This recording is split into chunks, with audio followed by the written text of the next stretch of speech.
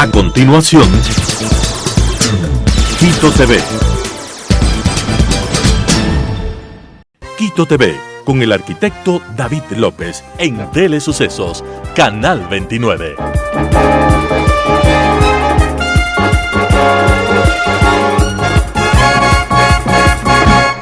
¿Qué tal, amigos? Bienvenidos a Quito TV, el espacio de la ciudad, aquí en Telesucesos, Canal 29 y 29.1, televisión abierta, 73 en TV Cable, 43 en Claro TV, Canal 6 en Cable Unión, Canal 44 en CB Televisión en el Cantón Mejía. Además nos pueden seguir desde cualquier parte del mundo en www.telesucesos.net en tiempo real, o ver también esta entrevista y el resto de programas que se producen aquí en el canal en YouTube como Telesucesos HD. Hemos invitado el día de hoy al general Luis Altamirano, ex comandante general del Ejército, quien vamos a hablar varios temas, pero sobre todo lo relacionado con la seguridad o con la falta de seguridad, que es la inseguridad que vivimos al momento. General, bienvenido, ¿cómo está? ¿Cómo ha pasado? David, saludos cordiales, muchas gracias por la invitación y un saludo a todas las personas que nos ven y nos escuchan. Muy gentil.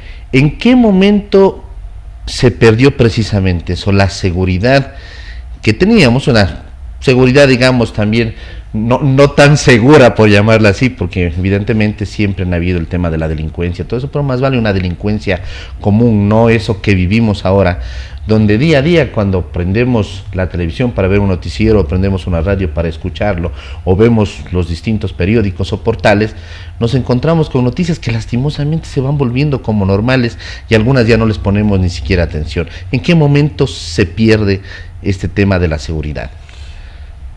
Bueno, yo creo que es importante el más allá de señalar un evento, porque los procesos sociales, en donde lógicamente se explican procesos como el desarrollo de la criminalidad y de la delincuencia, no pueden darse exclusivamente por un elemento. Esto no se trata de un fenómeno natural en donde hay un cataclismo y se rompe el orden. Entonces hay una serie de decisiones que se van tomando en el tiempo y que van afectando la respuesta que tiene que darse al cambio de contexto. Entonces aquí tenemos dos elementos. Por un lado son las políticas públicas frente al contexto y a la evolución de ese contexto. Es decir, hay que tener lo que se llama una visión estratégica del problema. Hay que hacer una prospectiva para tomar las decisiones de forma anticipada, para disponer de las capacidades, que no solo es en términos de recursos, de talento humano, recursos materiales, sino las capacidades es mucho más amplio, para tener las capacidades inclusive de carácter legal y normativo para enfrentar el fenómeno actual. Por un lado, si analizamos en términos de políticas públicas, me parece que fue un error fundamental la eliminación del Ministerio Coordinador de Seguridad. Hoy este gobierno lo restablece como una Secretaría de Seguridad Pública y del Estado. Lo han mencionado ya algunos funcionarios, porque lastimosamente el tema de la seguridad se politizó a un nivel que los propios funcionarios de este gobierno y adversarios también políticos aplaudieron cuando en el gobierno de Lenín Moreno se eliminó esta organización, volvieron a aplaudir cuando se fusionó prácticamente la Secretaría de la Política y el Ministerio del Interior en un solo ministerio y dejando sin lo que se conoce rectoría. O sea, no había rectoría en el sector seguridad, se sustituyó con un órgano, de estos órganos ad hoc de carácter temporal, que no tenía capacidad en ese esfuerzo de rectoría de planificar, de organizar, de dirigir, de integrar los recursos, porque no solo permitía la integración de recursos de Fuerzas Armadas y la integración de recursos de Policía Nacional, sino otros elementos de carácter transversal, no solo ligados, por ejemplo, con la Secretaría, el Servicio Nacional Aduanero, ligados con la Secretaría Nacional de Riesgos, o ligados también con el asunto del Servicio Nacional de Atención Integral a las Personas Privadas de la Libertad, sino inclusive mucho más amplio. Esto se botó al traste. ¿Por qué? Por odios políticos. Y se aplaudió justamente generando esos odios políticos. Ahí tiene usted un elemento de coyuntura que solo la historia dará la razón. Y más allá de los personajes que tomaron estas decisiones, lo grave es cómo se utiliza elementos de carácter de revancha política con la finalidad de prácticamente disminuir la gestión del anterior. Y eso ha sido la tónica que hemos tenido en los últimos años. Y otro aspecto que hay que tomar en cuenta, ya no solo de las decisiones tardías, que también este gobierno va tomando decisiones tardías, porque tenemos una evolución del ambiente de seguridad que se degrada ya con un primer indicio de la primera gran masacre del 2021, en donde tenemos más de 70 fallecidos en una cárcel, y en donde lógicamente esto nos iba a contener en las cárceles. No se toman decisiones, las decisiones han sido reactivas, o sea, no hay lo que se llama esta anticipación. No hay prevención. No hay predicción. Y lo otro, el contexto internacional ha cambiado. Y en este contexto ha aumentado la capacidad de producción del alcaloide, de lo que es la cocaína. Y estas explicaciones simples que hace el gobierno, yo le digo con todo respeto, pero no revisan ni los números. En el 2016 se incautó 110 toneladas de droga, pero se incauta estas 110 toneladas de drogas y seguidamente tenemos el proceso de paz en Colombia. Hay una reorganización espacial de los cultivos, muchos de estos cultivos que se ubican en la frontera con Ecuador y con Perú para acceso a las cuencas como rutas de distribución. También hay que notar que esos cultivos se hacen con semillas modificadas, en donde aumenta la capacidad de producción de 2 a 3 cosechas al año. Entonces, estamos hablando de un incremento importante. El informe de las Naciones Unidas señaló prácticamente que se ha pasado entre el 2020 y el 2022 de 143.000 hectáreas a más de 210.000 hectáreas, y con una capacidad de producción mucho mayor. El mercado internacional se ha diversificado, la cocaína no sube de precio, hay que vender más para obtener los réditos. ¿Por qué no sufre de precio? Porque compite en un mercado muy fuerte con la metanfetamina.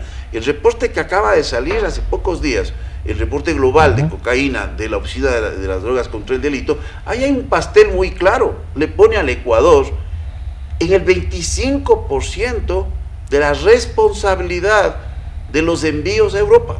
La cuarta parte. La cuarta parte de lo que entra a Europa de cocaína sale del Ecuador.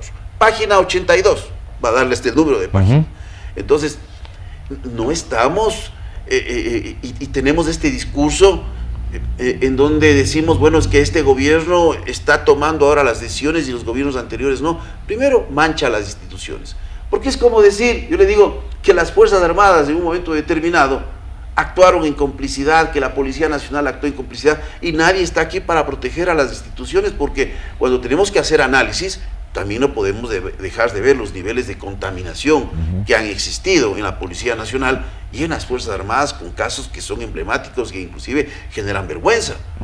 Pero decir esto de que ha habido una complicidad, porque es como decir que estamos en una complicidad con algunas élites, no se está analizando. Entonces se nos vende cosas que no son ciertas y se toman medidas que no son las más adecuadas, que tienen repercusiones a futuro, que no van a solucionar el problema. Y aquí solo era por mencionar estos dos aspectos, ¿no?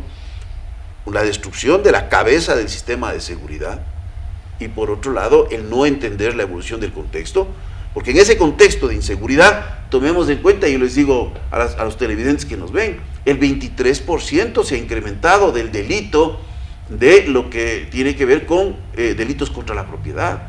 Entonces, ¿cómo le pide usted al ciudadano que interprete que el carro que le roban, la moto que le roban, el domicilio que le roban o el asalto que sufre en la calle viene del crimen organizado? Pues el crimen organizado lógicamente genera todas estas espirales de violencia y otros tipos de delitos conexos. Pero también hay que entender aquí que la degradación del clima de inseguridad se presenta en otros aspectos.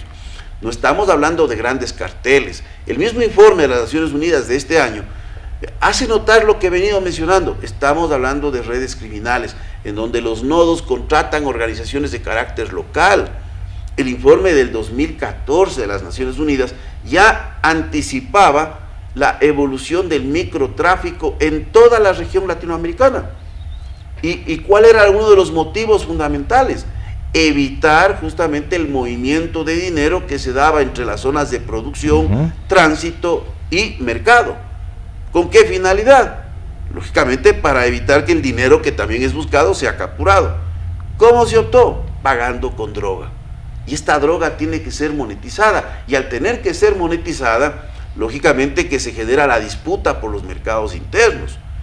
Y ahí tenemos unos niveles de violencia de quienes están sirviendo a estas grandes estructuras de comercio internacional. Solo en Europa, en el puerto de Amberes, se incrementó el 23% de captura de droga este año que finalizó.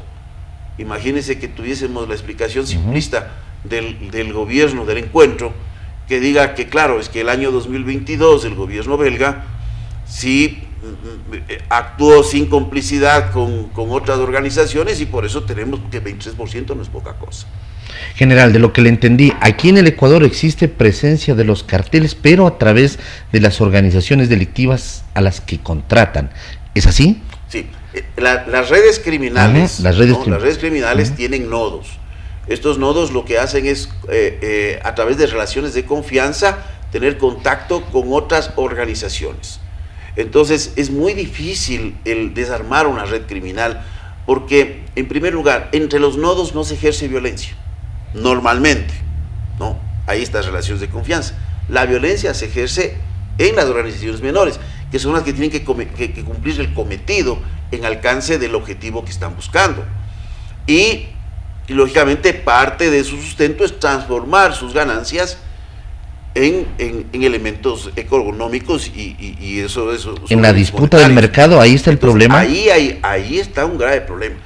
Y en los diagnósticos politizados, y yo le digo al país, miren, necesitamos personas que puedan liderar el país, pero sin estos odios, sin explicar todo a través del pasado, porque estamos tomando el camino equivocado y la sociedad ecuatoriana en general es la que tiene que sufrir todas estas decisiones e indecisiones y también las malas decisiones. Porque no podemos explicar de que el microtráfico, y esto se hace de forma simplista, fue causado por la tabla de consumo. Por favor, revisen la literatura y encuentren qué países tienen tabla de consumo.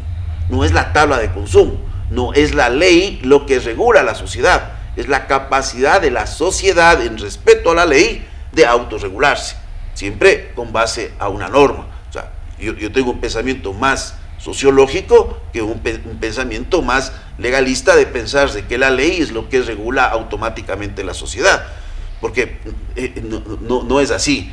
La ley se cumple cuando hay capacidad de imposición de la ley. Entonces miren en otros países donde hay fuerte institucionalidad, porque tenemos estas explicaciones simplistas.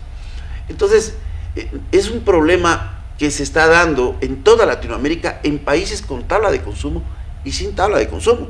Uno de los países más afectados, por ejemplo, es Chile. Otro de los países que está, mire, en los puertos de salida de Europa más importantes, el 25% está Ecuador.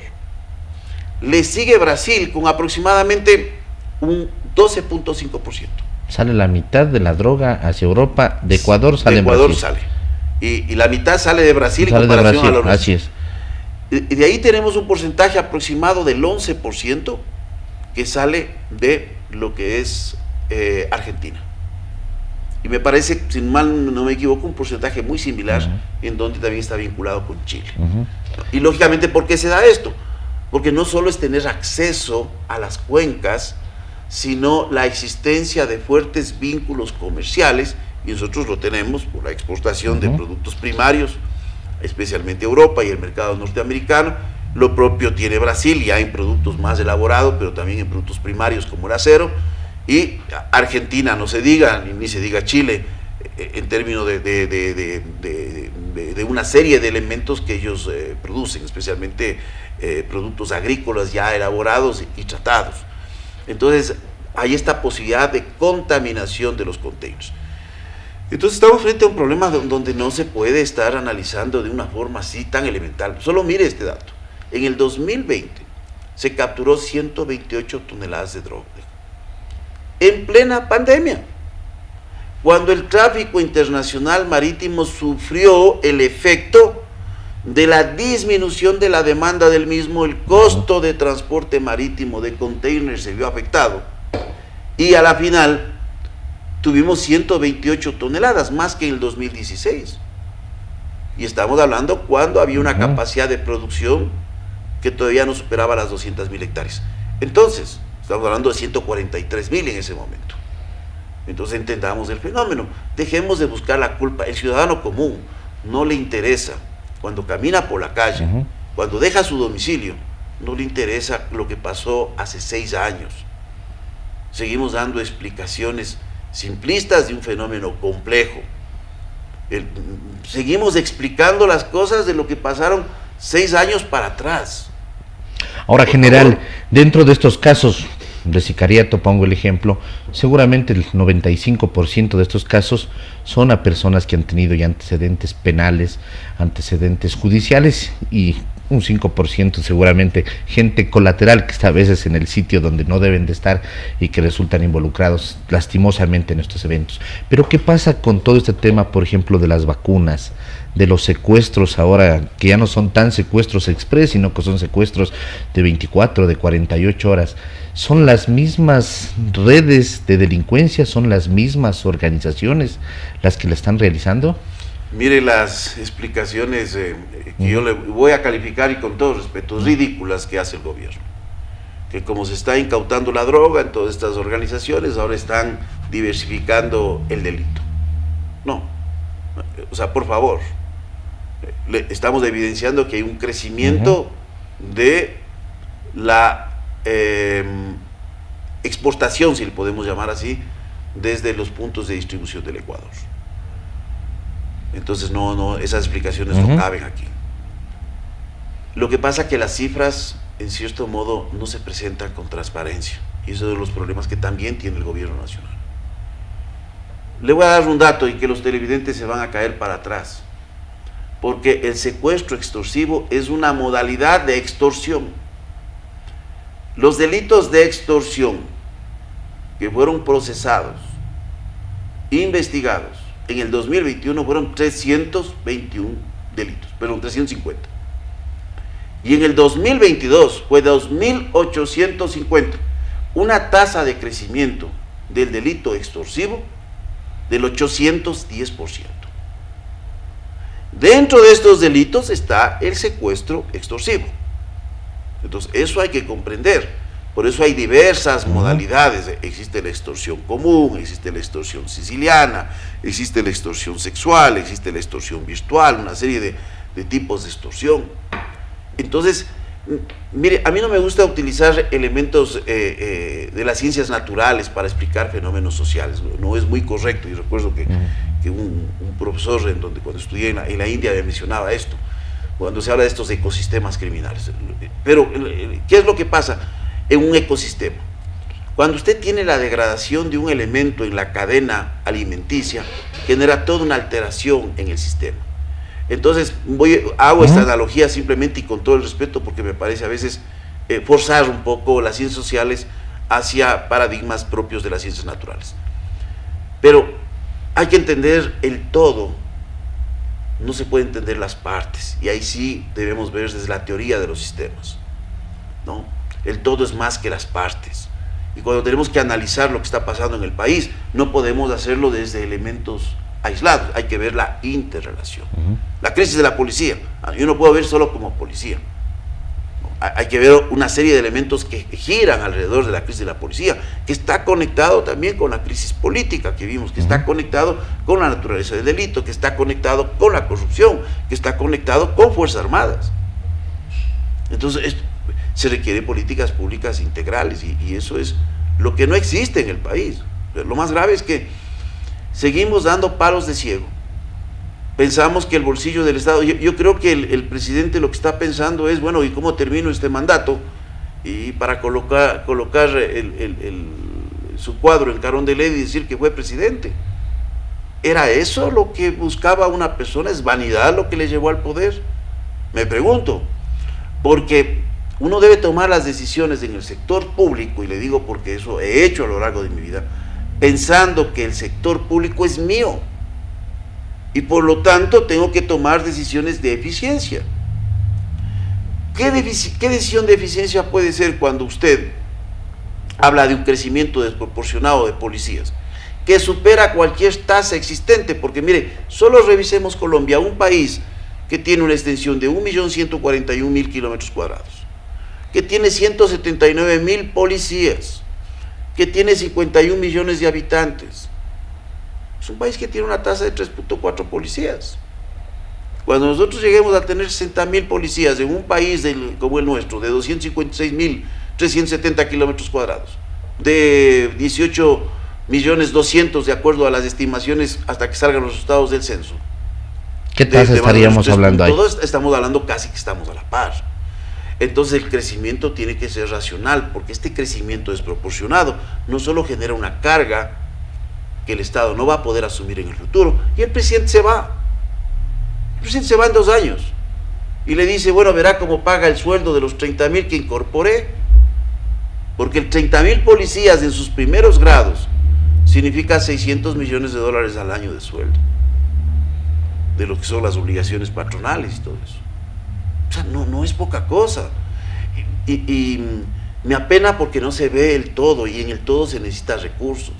Si no trabajamos, por ejemplo, en el fortalecimiento de la justicia, trabajo de jueces y fiscales, hay que hacer cambios normativos, pero también se requieren recursos. Pero cuando usted revisa el presupuesto del Consejo Nacional de la Judicatura, encuentra disminuciones sustanciales, especialmente en inversión. Entonces uno se pregunta, bueno, ¿cómo vamos a hacer esto? Cuando usted revisa el presupuesto de la Unidad de Análisis Financiero y Económico, se encuentra que tuvo un presupuesto de $3 millones el año anterior. $3 millones, que no es nada, en donde están salarios y todos los funcionarios, donde no tienen para capacitación, y de esos 3 millones, $50.000 para inversión. ¿Qué tipo de inversión se puede hacer? Entonces no se está viendo el problema, todas las aristas de forma completa. Le digo, tenemos decisiones muy profesionales, muy profesionales. Yo le escuché el otro día en 2 programas de televisión al jefe de la UNACE, me parece que es de apellido Zapata. Uno se siente orgulloso de escuchar a personas que dan la cara a la prensa y que son capaces de explicar, y con un nivel de profesionalismo y una solidez intelectual y una solidez en su capacidad explicativa. Eso es bueno, eso da buena imagen. Pero no podemos estar aquí también defendiendo a las instituciones, porque mire, la Policía Nacional tiene un índice de 0.89 policías al día que se involucran en actividades delictivas, crimen organizado, delincuencia común. 0.89 policías al día.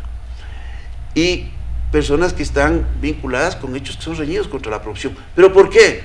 Porque no se hace un proceso de cambio.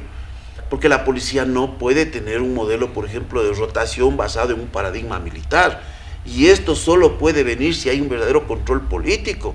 Imagínense un policía que le dan el pase 2 veces al año, o 1 vez al año. ¿Qué tipo de estabilidad? Yo he visto las estadísticas, por amistades que tengo, de la cantidad de problemas que existen en términos de alcoholismo en la Policía Nacional, en términos de violencia intrafamiliar, porque son seres humanos. Entonces yo quisiera ver, por más profesión de riesgo y condición de trabajo que se tenga, porque son personas que están trabajando sobre las 280 horas mensuales en algunos casos. Y eso son políticas, básicamente, dos veces cambiarles de lugar, sí. Entonces, el tema de las 280 tema de eficiencia, horas. Los policías tienen que estar donde tienen que estar, porque también tenemos policías que no están donde deben estar, y eso todo el mundo sabe, secreto a voces. Segundo lugar, usted necesita que las especialidades de ciertas áreas no sean cubiertas por oficiales de policía o personal de policía, de tropa. ¿Por qué? Porque son costosas, yo tengo que tomar en términos de eficiencia, y aparte de eso genero la posibilidad de un crecimiento profesional permanente. Entonces, por ejemplo, áreas que tengan que ver con ingeniería de sistemas, le voy a poner algunas áreas. Sociólogos, que se ha hablado tanto, que vamos a contratar sociólogos, antropólogos, que abogados, que médicos legistas. Yo le pregunto a cualquier persona que tenga un mínimo sentido de racionalidad en términos de empresa, dice, ¿usted contrataría un médico legista o un sociólogo? Yo le diría, no, ¿sabe por qué? Porque mañana tengo el teniente sociólogo con un sueldo, después pasa a ser capitán sociólogo, después es el mayor sociólogo, es el teniente coronel sociólogo, el coronel sociólogo, ganando lo mismo, digamos, ganando más, haciendo lo mismo. No hay, yo le digo porque cuando estuve en las Fuerzas Armadas, yo impedí, no voy a mencionar el caso, querían el teniente medioambientalista, y le digo, ¿y qué va a pasar? Lo que ya nos pasó con los veterinarios, no señor, veterinarios se contratan. ¿Por qué?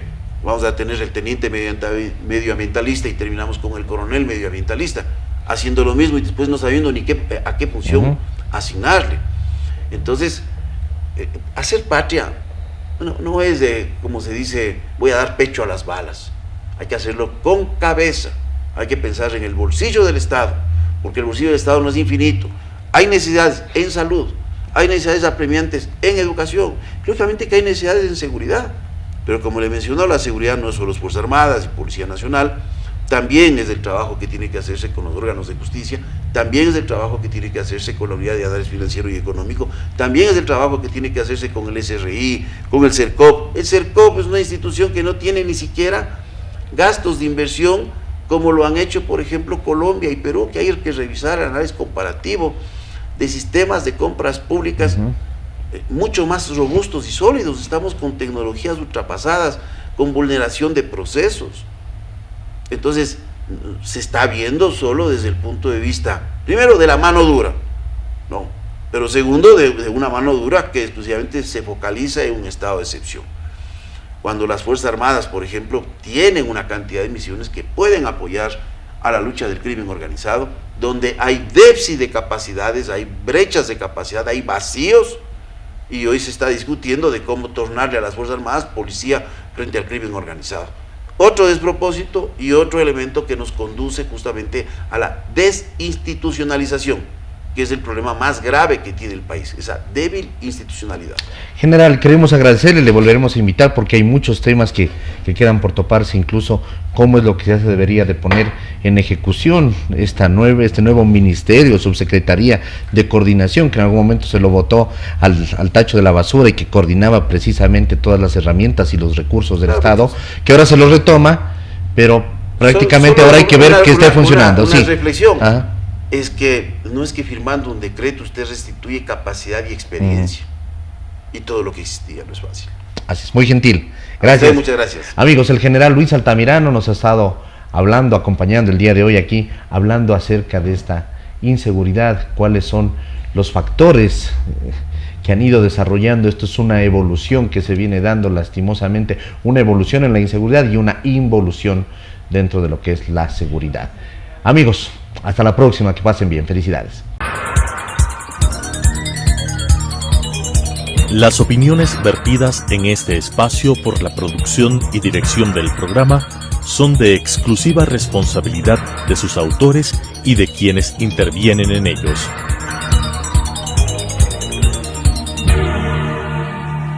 Quito TV, con el arquitecto David López, en Telesucesos, Canal 29.